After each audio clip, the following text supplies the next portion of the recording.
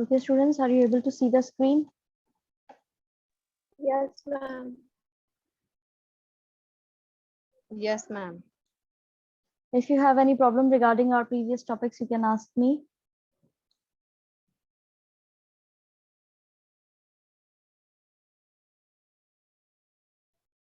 No, ma'am. Okay.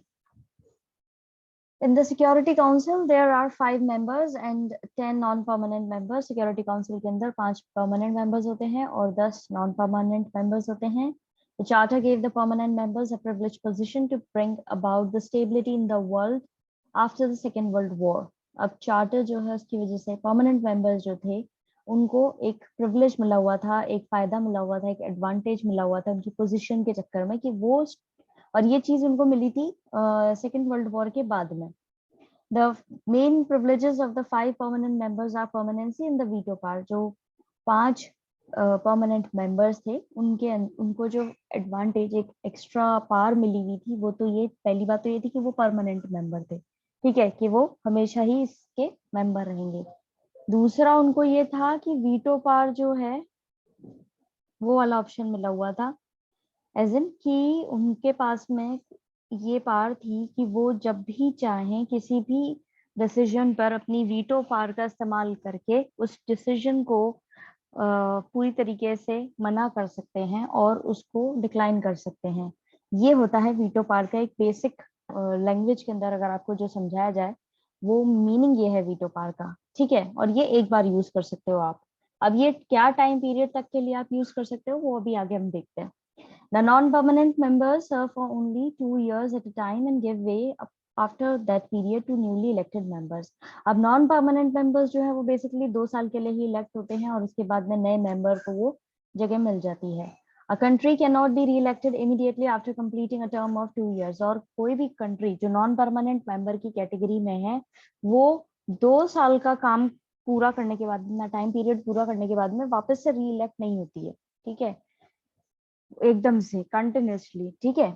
The non-permanent members are elected in a manner so that they represent all the continents of the world. अब non-permanent members कैसे elect होते हैं, ये line important है, इसको mark कर लो कि non-permanent members basically इस तरीके से elect होते हैं, इस manner में elect होते हैं कि वो जो वर्ल्ड के कॉन्टिनेंट्स हैं उनको रिप्रेजेंट करते हैं, ठीक है. इस पैराग्राफ के अंदर अगर आपको कोई पॉइंट समझ में नहीं आया है तो you can ask me. Ma'am एक बार वीटो पावर वापस बता दीजिए. वीटो पावर एक ऐसी पावर होती है, Yes, ma'am. यहाँ पे बेसिकली वीटो पावर को इन्होंने ज्यादा डिस्क्राइब नहीं कर रखा है, आगे जाके एक्सप्लेन करेंगे ये. यहाँ पे बेसिक आइडिया ये होता है कि सपोज 5 मेंबर्स बनाए गए, ठीक है, परमानेंट मेंबर्स बनाए गए, उनको वीटो पावर दी गई. अब कोई एक ऐसा डिसीजन है जिसमें 4 जने जो हैं वो हाँ बोल रहे हैं और एक जना जो है वो मना कर रहा है, ठीक है, कि नहीं ये चीज सही नहीं है. अब क्योंकि मेजोरिटी में ज्यादा 4 लोग हैं और एक जना मना कर रहा है और उसको ये डिसीजन जो है बिल्कुल भी सही नहीं लग रहा, उसके ऑपोजिशन में जो लोग जा रहे हैं उसको ये चीज सही नहीं लग रही, तो he can use that veto power. वो जो है वीटो पावर का इस्तेमाल करके उस डिसीजन को पूरी तरह डिक्लाइन कर सकता है. तो वो ये क्या अग्रीमेंट देगा, वो ये बोलेगा कि I am using my veto power and I say no to this decision, then this decision will be declined or this decision will be dropped at the same time. उसी समय पे ये डिसीजन जो है जो भी वो ले रहे थे और जो उसके फेवर में था उसको रखते हुए, उसको मद्देनजर रखते हुए उसने जो अपना वो फाइनल वर्डिक्ट दिया है उसको माना जाएगा कि हाँ ठीक है इसने वीटो पावर का इस्तेमाल कर लिया. Nobody can help in it. कोई भी हेल्प नहीं कर सकता फिर उस चीज में, और वीटो पावर का इस्तेमाल आप एक बार ही कर सकते हो. अब समझ में आया? Yes, ma'am. Yes, ma'am. Thank you. Okay. Moving on, most importantly, the non-permanent members do not have the veto power. जैसा मैंने आपको बताया था ये सिर्फ permanent members के पास में होती है, non-permanent members के पास में नहीं होती है. तो what is the veto power? What veto power होती क्या है? In taking decisions, the Security Council proceeds by voting. अब कोई भी decision लेने की जो process होता है, procedure होता है, उसके अंदर क्या होता है? Basically voting होती है. All members have one vote. Her members जो है उनका एक एक वोट होता है. However, the permanent members can vote in a negative manner so that even if all other permanent members and non-permanent members vote for a particular decision, any permanent member's negative vote can stall the decision. ये lines जो यहाँ पे mention है, you have to mark it. Whenever there is a question, what is veto power, you should mention all these lines. Okay. जो भी हमारे यहाँ पर पार है जिसमें हम बोल सकते हैं कि भाई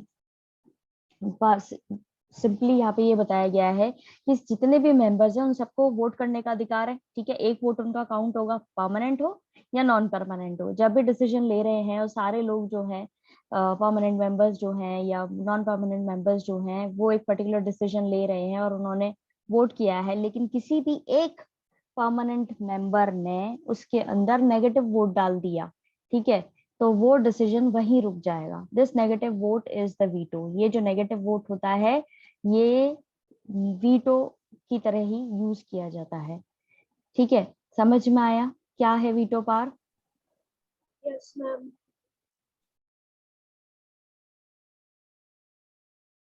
एवरीवन समझ आया? Yes, ma'am. Okay. While there has been a move to abolish or modify the veto system, there is also a realization that the permanent members are unlikely to agree to such a reform. अब यहाँ पर ये abolish करना या modify करना veto system को एक चीज बोली गई है, इसको लेकर के यहाँ पे ये भी realize करा है कि permanent members जो है वो इस तरह की चीज को कभी नहीं मानेंगे कि उनकी वीटो पावर जो है उसको थोड़ा सा मॉडिफाई कर दिया जाए या उसको बिल्कुल अबॉलिश कर दिया जाए। इस चीज के लिए वो क्यों अग्री करेंगे? ये ह्यूमन नेचर है। अगर आप किसी को किसी के पास में एक्स्ट्रा पावर है तो वो अपनी पावर देने से क्यों मना करेगा? वो क्यों बोलेगा कि नहीं मेरी पावर ले लो एंड रिफॉर्म इट और restructure it according to your needs? ऐसा कोई भी अग्री नहीं करेगा। Also, the world may not be ready for such a radical step even though the Cold War is over. और यहाँ पे ये चीज भी बोली गई है कि वर्ल्ड जो है वो अभी भी इस तरह के किसी भी ड्रास्टिक चेंज के लिए बिल्कुल भी रेडी नहीं है, भले ही यहाँ पे कोल्ड वॉर जो है वो ओवर हो चुका है। Without the veto, there is the danger as in 1945 that the great powers would lose interest in the world body, that they would do what they pleased outside it, and that without their support and involvement, the body would be ineffective. अब यहाँ पे एक और चीज जो खतरा है veto ना हो तो उसको लेकर के ये कि 1945 के अंदर जितनी भी ग्रेट पावर्स थी उनका वर्ल्ड बॉडी के अंदर इंटरेस्ट कम हो गया था। यानी कि जैसे ये यूएन यूनाइटेड नेशंस करके जो अपनी ये बनाई हुई है इन्होंने, या और जो दूसरे इंटरनेशनल लेवल पे बड़ी बड़े ऑर्गेनाइजेशन बनाए हुए हैं, धीरे धीरे अगर उसमें से आपने वीटो पावर हटा दी तो जितनी भी सुपर पावर्स या ग्रेट पावर्स जो बड़े बड़े नेशंस इन्वॉल्व हैं उनका धीरे धीरे इंटरेस्ट खत्म हो जाएगा और फिर वो क्या करेंगे, वो इसके बाहर किससे रिलेटेड जो चीज उनको अच्छी लगेगी वो करेंगे, एक दूसरे को सपोर्ट नहीं करेंगे और फिर ये बॉडी जो है जो इंटरनेशनल लेवल पर बनी हुई है ये पूरी तरह से इनइफेक्टिव हो जाएगी, यानी सही से काम नहीं कर पाएगी। अब यहाँ पर जो बेसिक चीज बोली गई है वो ऐसे समझिए कि अगर आप एक ऑर्गेनाइजेशन बना रहे हैं उसके अंदर आपने 5 या 4 परमानेंट मेंबर्स बिठाए हैं, उनको स्पेशल प्रिविलेज नहीं दिया है और उनको नॉन परमानेंट मेंबर्स के अकॉर्डिंग ही उनके बराबर ही उनको ट्रीट कर रहे हैं, तो देयर इज अ पॉसिबिलिटी कि उनका इंटरेस्ट कम हो जाए और वो फिर अपने पूरी तरीके से अपना सपोर्ट ना दे करके, इन्वॉल्वमेंट ना दे करके अच्छे से काम नहीं करें और बाहर जा करके अपने इंटरेस्ट के अकॉर्डिंग काम करना शुरू करें, तो वो फिर एक बहुत बड़ा खतरा हो जाएगा। वही चीज यहाँ पर बताई गई है। समझ में आया? इस पैराग्राफ में किसी को कोई दिक्कत? No, ma'am. No, ma'am, no problem. Okay, moving on. Use of veto power by permanent members up to 1st June 2018. अब यहाँ पर वीटो पावर जो है उसका एक परमानेंट मेंबर जो उन्होंने क्या यूज किया है उस हिसाब से एक पाई चार्ट दे रखा है, हालांकि इन्होंने इस्तेमाल नहीं करा है बट कितना इनका इफेक्टिव उसमें रहा है वो देखा गया है। चाइना ने 11 टाइम्स, फ्रांस ने 18, यूके 32, यूएसए 84, यूएसएसआर रशिया 135। अब देखो इस पाई चार्ट के बारे में इन्होंने ज्यादा डिस्क्रिप्शन नहीं दिया है कि इन्होंने यूज करा है या नहीं करा है, या ऊपर से इन्होंने ये वाला जो साइन दे रखा है कि ये इस चीज को बोलता है नॉर्मली कि ये एक तरीके से स्टॉप वाला साइन है, तो हम इस चीज को लेकर के पूरी तरह अपना वो नहीं कर सकते कि कितना इन्होंने वो किया है, लेकिन ये 1 जून 2018 तक है। कौन कौन सा डिसीजन में इन्होंने अपना ये वीटो पावर का इस्तेमाल किया है वो एक तरीके से आप समझ सकते हो। ठीक है, use of veto power bye permanent members. Clear है? Yes, ma'am. What about others? Yes, ma'am. Okay. Yes, Now, ma'am. moving on to jurisdiction of the UN. The question of membership is a serious one. A question जो है membership को लेकर के वो एक serious question है. In addition, though there are more substantial issues before the world, as the UN completed 60 years of its existence, the heads of all the member states met in September 2005 to celebrate the anniversary and review the situation. अब membership को लेकर के भी एक serious question उठता है। इसके साथ ही इनके सामने कई ज्यादा इंपॉर्टेंट इश्यूज हैं, वर्ल्ड के सामने काफी इंपॉर्टेंट इश्यूज हैं जो रिजॉल्व होने चाहिए।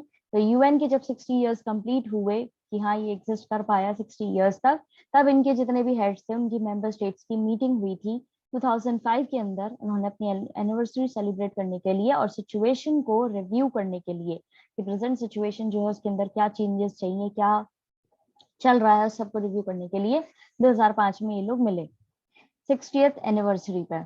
The leaders in this meeting decided that the following steps should be taken to make the UN more relevant in the changing context. अब 2005 के अंदर जो ये मीट हुआ, एनिवर्सरी मीट हुआ, उसके अंदर जितने भी लीडर्स थे उन्होंने डिसाइड किए कुछ पॉइंट्स कि हमें कुछ स्टेप्स लेने पड़ेंगे जिससे ये और अच्छे तरीके से काम करे और जो चेंजिंग कॉन्टेक्स्ट यानी कि चेंजिंग सिचुएशन जो है हमारी वर्ल्ड के अभी, उसके अकॉर्डिंग ये थोड़ा सा अपने अंदर अमेंडमेंट लेकर के आए और उसको कोप अप कर पाए। First point, creation of a piece building commission. सबसे पहला जो था वो था पीस बिल्डिंग कमीशन जो है वो बिठाया जाए। Acceptance of the responsibility of the international community in case of failures of national governments to protect their own citizens from the atrocities.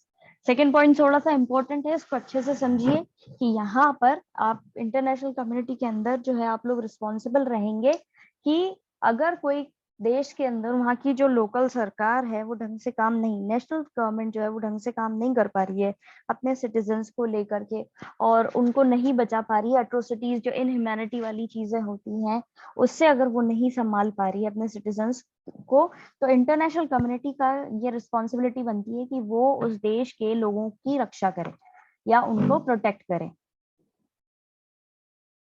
Third point, establishment of a human right council operational since 19 जून 2006। 2005 के अंदर ये meeting हुई है, 2006 से ये existence में आया। इन्होंने ह्यूमन राइट काउंसिल जो है वो स्टार्ट करा, ठीक है, 19 जून 2005 से, सॉरी 2006 से। Then fourth point, agreements to achieve the millennium development goals. अब अग्रीमेंट हुए वहां पर कि आपको मिलेनियम डेवलपमेंट गोल्स सेट करने पड़ेंगे और उनको आपको अचीव करना पड़ेगा for the betterment of your nation.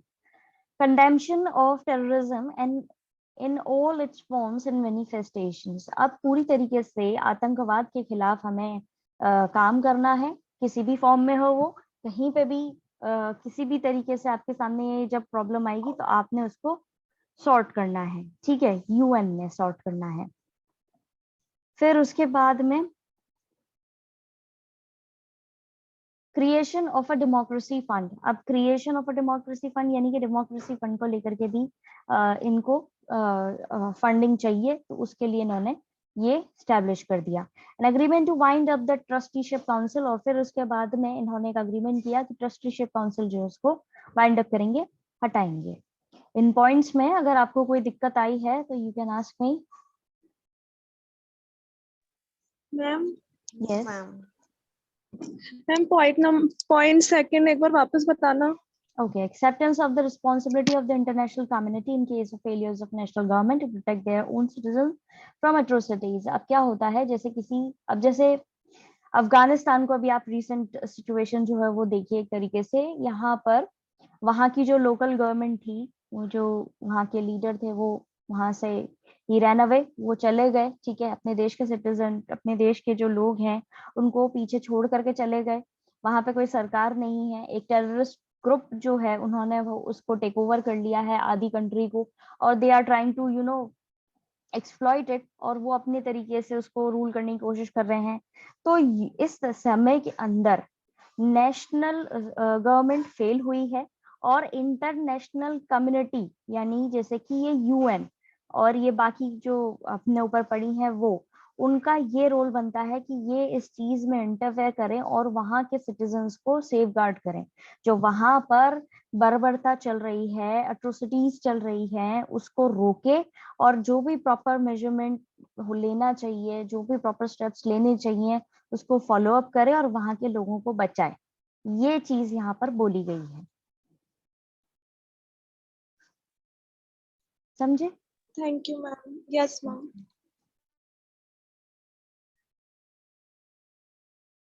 Okay, moving on. It is not hard to see that these are equally contentious issues for the UN. अब ये देखना भी गलत नहीं है, ये समझना भी आपको क्लियर होगा कि भाई ये इक्वली बहुत ही ज्यादा कॉम्प्लिकेटेड इश्यूज हैं यूएन के लिए। What should a peace building commission do? अब ये जो पॉइंट्स इन्होंने ऊपर मेंशन किए हैं उसके अंदर ही पहली बात आ रही है। फर्स्ट पॉइंट के अंदर जो उन्होंने पीस बिल्डिंग कमीशन वाली चीज आपको बताई थी, उसके अंदर अब ये क्वेश्चन उठता है कि भाई ये करेगा क्या, करना क्या चाहिए पीस बिल्डिंग कमीशन को। There are any number of conflicts all over the world. अब यहाँ पर दुनिया भर में कितने ही कॉन्फ्लिक्ट्स होते हैं। Which one should it intervene it, कौन से मैटर में इनको इंटरफेयर करना चाहिए। इज इट पॉसिबल और even desirable for it to intervene in each and every conflict, क्या ये सही है, क्या ये पॉसिबल है, क्या ये सही इच्छा के अनुसार है कि हर एक मैटर के अंदर ये इंटरफेयर करें। Similarly what is the responsibility of the international community in dealing with the atrocities, और उसी तरीके से कितनी रिस्पॉन्सिबिलिटी होती है इंटरनेशनल कम्युनिटी की कि वो कहीं पर भी जहां पे भी ये बारबरिक एक्टिविटीज हो रही हैं, एट्रोसिटीज हो रही हैं, वहां जाकर के वो इंटरफेयर करके डील करें उनसे, कितने हद तक करें। ये चीज यहाँ पे क्वेश्चन उठाया जा रहा है। What are human rights and who should determine the level of human right violations and course of action to be taken when they are violated? अब क्या है ह्यूमन राइट्स, ठीक है, कौन कौन सी चीज ह्यूमन राइट्स की कैटेगरी में आती है और क्या लेवल होना चाहिए ह्यूमन राइट्स वायलेशन का कि भाई हम माने कि हाँ यहाँ पर ह्यूमन राइट्स वायलेट हुए हैं, और क्या जब वायलेट हो गए हैं तो उसके कॉन्टेक्स्ट में क्या डिसीजन हमें लेना चाहिए या क्या एक्शन लेना चाहिए, वो क्वेश्चन उठता है। तो यानी कि जितने भी ऊपर पॉइंट्स यहाँ पे इन्होंने मेंशन करे हैं, the major steps they were trying to pursue in upcoming future to for the betterment of UN, अब उन्हीं पे ही क्वेश्चन जो है यहाँ पे उठ चुका है। हर एक पॉइंट के ऊपर इन्होंने अपने अपने हिसाब से एक पैरामीटर जो है वो सेट किया है, पूछा है कि भाई कितने हद तक आप इंटरफेयर करोगे दूसरों के मैटर में, कितने हद तक जाकर के आप लोगों की मदद करोगे, कौन से मैटर में आपने इंटरफेयर करना है, कौन से में नहीं करना है, क्या क्या चीजें होनी चाहिए, वो सारे काउंटर क्वेश्चंस जो हैं यहाँ पूछे जा रहे हैं। Given that so many countries are still part of the developing world, how realistic is it for the UN to achieve an ambitious set of goals such as those listed in the Sustainable Development Goals? अब यहाँ पर इतनी सारी countries हैं, ठीक है, world के अंदर बहुत सारी कंट्रीज हैं और कुछ जो है अभी भी डेवलपिंग वर्ल्ड का हिस्सा है। कितना रियलिस्टिक तरीके से यूएन जो है इन सारे ही पॉइंट्स को अचीव कर पाएगा जो उसने सस्टेनेबल डेवलपमेंट गोल्स के अंदर मेंशन किए हैं। Can there be an agreement on a definition of terrorism, और आतंकवाद क्या है, क्या उसकी कोई आप परिभाषा जो है वो बता सकते हैं, ठीक है, उस चीज को भी यहाँ बोला गया है कि आतंकवाद जो है उसकी आप क्या परिभाषा बनाएंगे, कौन सी चीज आतंकवाद के अंदर आती है, कौन सी चीज जो आतंकवाद के अंदर नहीं आती है। How shall the UN use the funds to promote democracy and so on, और कैसे यूएन जो है डेमोक्रेसी को प्रमोट करने के लिए फंड्स का इस्तेमाल करेगा एंड सो ऑन, और इसी तरीके कई सारे क्वेश्चंस जो हैं यहाँ पर उठाए जा रहे हैं। समझ में आया इस पैराग्राफ में, किसी को कोई दिक्कत? No ma'am. नो सारे मैम। सारे पॉइंट्स क्लियर हैं? Yes ma'am. Yes ma'am. Okay, so that's it for today. आज हम इतना ही करेंगे. We'll continue this chapter in tomorrow's class. Please bring your books along with yourselves. Each one of you have to bring your own book and copy and pen, and you don't have to share anything with your fellow mates. Okay. So please conjure up your problems related to this chapter. We will discuss all of your problems in tomorrow's sessions, and we are running out of time. So I'm going to send you a link for your next class.